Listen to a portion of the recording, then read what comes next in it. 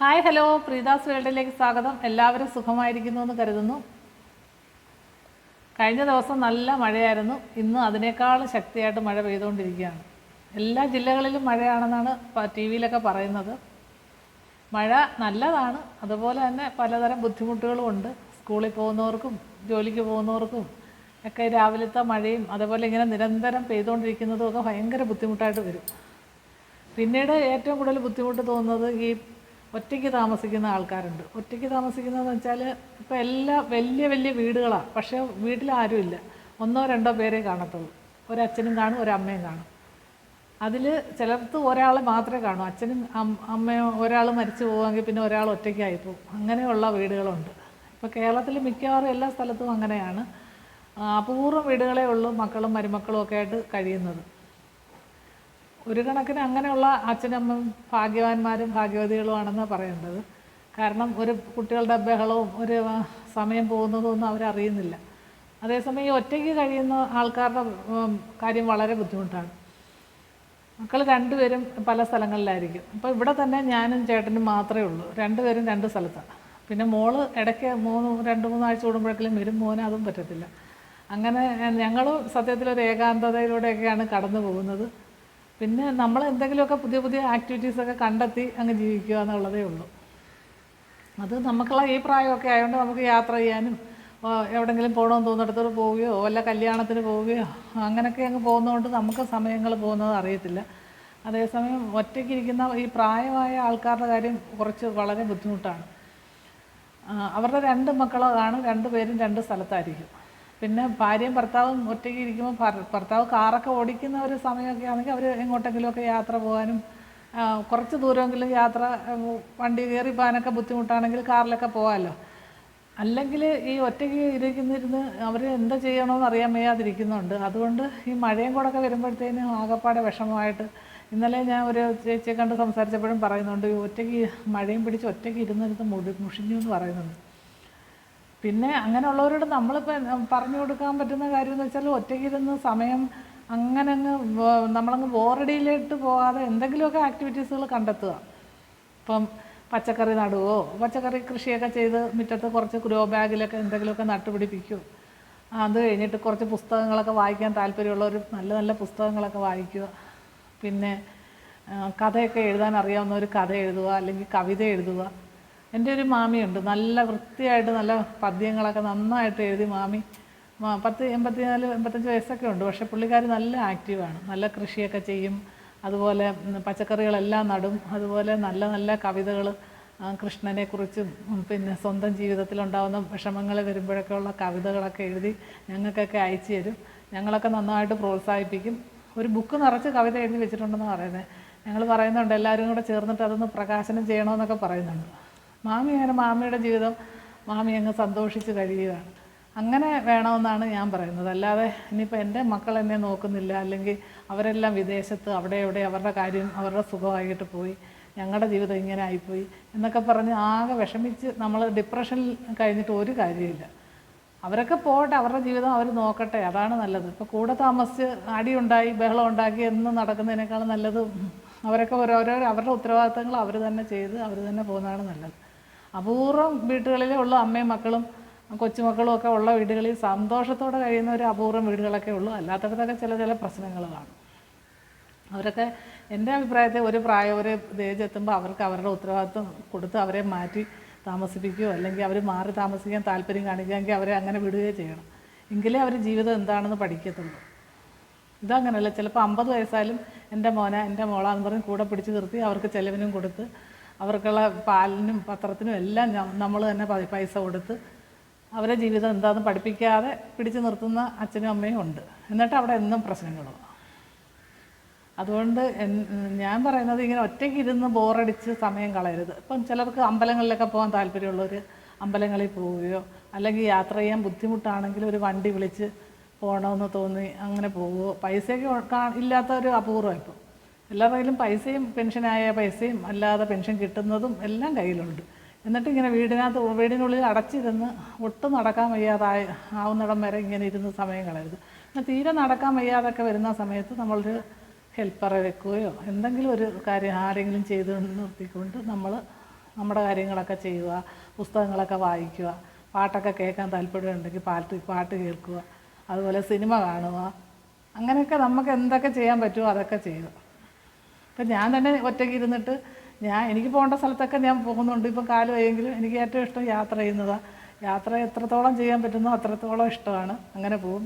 പിന്നില്ലെങ്കിൽ ഇപ്പം ദാണ്ട് യൂട്യൂബ് എടുത്തിട്ട് യൂട്യൂബിൽ കുറച്ച് സമയം അങ്ങനെ യൂട്യൂബിൽ കുറച്ച് സമയമല്ല, നല്ല സമയം എടുക്കും. ഓരോ കാര്യം ചെയ്ത് അത് എഡിറ്റ് ചെയ്ത് പിന്നെ വോയിസ് കയറ്റി അത് ചെയ്ത് ഇടണമെങ്കിൽ തന്നെ 1.5 മണിക്കൂർ നേരത്തെ കലാപരിപാടികളുണ്ട് ഇതിനകത്ത്. ഇങ്ങനെ സംസാരിച്ചിടുന്നതിൽ മാത്രമേ ഉള്ളൂ ഇച്ചിരി ബുദ്ധിമുട്ടില്ലാതെ നമുക്ക് പെട്ടെന്ന് അപ്ലോഡ് ചെയ്യാൻ പറ്റും. ചിലപ്പോൾ അപ്ലോഡ് ചെയ്യുമ്പോൾ സൗണ്ട് കാണത്തില്ല, പിന്നെ അതൊന്നുകൂടെ ചെയ്യണം. പിന്നെ ഈ മൊബൈലിൽ ഒരുപാട് കാര്യങ്ങളുണ്ട്, അതൊക്കെ പഠിച്ചെടുക്കണമെങ്കിൽ തന്നെ കുറേ സമയം വേണം. പിന്നെ ഇപ്പോഴത്തെ അമ്മമാർ മിക്കവാറും മൊബൈൽ ഫോൺ ഇഷ്ടമുള്ളവർ, താല്പര്യമുള്ള അമ്മമാരൊക്കെ അതിൽ കുറേ സമയം അങ്ങ് ചിലവഴിക്കുന്നുണ്ട്, നല്ലതാണ്. അതും ഇല്ലാത്ത ആൾക്കാരുണ്ട്, ഇപ്പോഴും ഇല്ല, കുഞ്ഞു ഫോൺ ഉപയോഗിച്ചുകൊണ്ടിരിക്കും. ആ ഫോണിലാകുമ്പം ഒന്നും കാണാനുമില്ല, ആകെപ്പാടെ ആരെങ്കിലും വിളിക്കുക, അവർക്ക് ഇങ്ങോട്ട് വിളിക്കുക അറിയാം. എന്നാൽ നമ്മൾ ഇതുപോലത്തെ ഒരു ഫോൺ മേടിച്ച് കൊടുക്കാമെന്ന് പറഞ്ഞാലും വേണ്ട, താല്പര്യമില്ല, അവർക്ക് ആ കൊച്ചു ഫോൺ മതിയെന്ന് പറയും. പിന്നെ ടി വിയിൽ എന്തോ സീരിയൽ ഇപ്പോൾ അങ്ങനെ അധികം കാണുന്ന അമ്മമാർ കുറവാണ്, എന്നാലും ഉണ്ട്. പിന്നെ സീരിയൽ കാണാതിരിക്കുന്നതാണ് നല്ലത് എൻ്റെ അഭിപ്രായത്തിന്. സീരിയൽ ഉള്ള അഭിനേതാക്കൾ ആരെങ്കിലും ഇത് കാണുന്നവർ എന്നെ വഴക്ക് പറയൽ ഒട്ടും ശരിയാവുന്നില്ല. സീരിയൽ മൊത്തം ഇങ്ങനെ അടിയും ബഹളവും, എന്തോ ഇങ്ങനെയൊക്കെയാണ് ഒരു കുടുംബത്തിൽ നടക്കുന്നത്. അങ്ങനെയൊന്നുമല്ല, ഞാനിപ്പം കാണാറില്ല, ഇങ്ങനെ പറയുന്ന കേൾക്കാം ചില സീരിയലിലെ കാര്യങ്ങളൊക്കെ. ആൾക്കാർ ഇവിടെ എൻ്റെ അമ്മായിയമ്മ ഭയങ്കര സീരിയൽ കാണുന്ന അഡിക്റ്റായിരുന്നു. അമ്മ മരിച്ചതിന് ശേഷം പിന്നെ അങ്ങനെ സീരിയൽ കണ്ടിട്ടേ ഇല്ല. സാന്ത്വനത്തിൻ്റെ കണ്ട് അവസാന ഭാഗവും കണ്ട് ഒരിച്ചിരി കണ്ട്, അത്രയേ ഉള്ളൂ. അല്ലാതെ നമുക്ക് സീരിയൽ കാണുന്നത് എനിക്കിഷ്ടമല്ല, ഞാൻ കാണാറുമില്ല. പിന്നെ ഐഡിയ സ്റ്റാർ സിംഗറിലെ പാട്ടോ അതൊക്കെയാണ്, നല്ല ഫ്ലവേഴ്സിലെ പാട്ടൊക്കെയാണ് ചിലപ്പോൾ കുറച്ച് സമയം ഒന്ന് കേൾക്കും, അത്രയും. വാർത്ത കേൾക്കാൻ മാത്രമേ വെക്കുന്നത്, അത് കേൾക്കുമ്പോൾ അതിനേക്കാളും ദേഷ്യം വരും ചിലപ്പോൾ. അതുകൊണ്ട് ചിലപ്പം വാർത്തയും കേൾക്കാറില്ല. അതൊക്കെയാണ് ഇപ്പോഴത്തെ ടൈം പാസ്. അപ്പോഴും ഞാൻ പറയുന്നത്, ഈ വയസ്സായി ഞാനങ്ങ് പിന്നെ ഇനിയിപ്പോൾ ഒന്നും ഞങ്ങൾക്ക് ചെയ്യാനില്ല എന്നൊക്കെ കരുതി ഇരിക്കുന്ന അച്ഛനമ്മമാരോട് ഞാൻ പറയുകയാണ്, അവർക്ക് ഒരുപാട് കാര്യങ്ങൾ ചെയ്യാനുണ്ട്. നിങ്ങൾക്ക് സമൂഹത്തിൽ ഇനിയും ചെയ്യാൻ പറ്റുന്ന എന്തൊക്കെ കാര്യങ്ങളാണ്. ഇപ്പോൾ നമുക്ക് ഏതെങ്കിലും അമ്പലത്തിലെ കാര്യങ്ങളായിട്ട് അതിൻ്റെ പ്രസിഡൻറ്റോ സെക്രട്ടറിയോ അങ്ങനെയൊക്കെ നിൽക്കാം, അല്ലെങ്കിൽ ഏതെങ്കിലും സമുദായ സംഘടനകളുണ്ടെങ്കിൽ അതിൻ്റെ തലപ്പത്തൊക്കെ പ്രവർത്തിക്കാൻ താല്പര്യമുണ്ടെങ്കിൽ അങ്ങനെ ചെയ്യാം. അല്ലെങ്കിൽ സമൂഹത്തിൽ എന്തെങ്കിലും ചെയ്യാൻ താല്പര്യമുണ്ടെങ്കിൽ അതിനൊക്കെ ഇറങ്ങി നടക്കുക, അതിലൊക്കെ ആക്റ്റീവായിട്ട് ഇടപെടുക, അങ്ങനെയൊക്കെ ചെയ്യുക.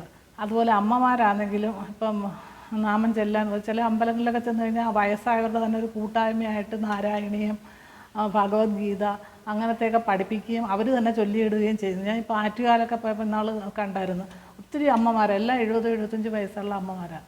അവരൊക്കെ വന്നിട്ട് ഒന്നിച്ചിരുന്ന് പാടുക, ഒന്നിച്ചിരുന്ന് അതിൻ്റെ നാമങ്ങളൊക്കെ ചൊല്ലുക, അങ്ങനെയൊക്കെ ചെയ്യുന്ന കണ്ടു. അങ്ങനെയൊക്കെ കുറേ സമയങ്ങളങ്ങ് ചിലവഴിക്കാമെങ്കിൽ ഇവർക്ക് വലിയ ബുദ്ധിമുട്ടായിട്ട് ഈ വാർദ്ധക്യകാലം തോന്നത്തില്ല.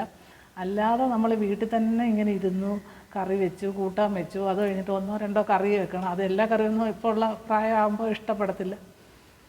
പിന്നെ സമയങ്ങൾ വെറുതെ ഇങ്ങനെ ഇരുന്നിരുന്ന് ആലോചിച്ച് കൂട്ടി ഡിപ്രഷനായി അങ്ങനെയൊക്കെ കഴിയരുതെന്നാണ് എൻ്റെ അഭിപ്രായം.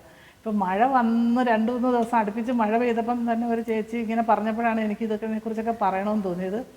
അതുകൊണ്ട് മഴയും ഇടിയും കൊള്ളിയാനും ഒക്കെ വരുമ്പം എന്തായാലും നമ്മൾ ഒറ്റയ്ക്ക് ഇരിക്കുമ്പോൾ ഒരു ഭയങ്കര ഏകാന്തത തോന്നും, ഇല്ലെന്നല്ല, അതിനെ നമുക്ക് അതിജീവിക്കണം.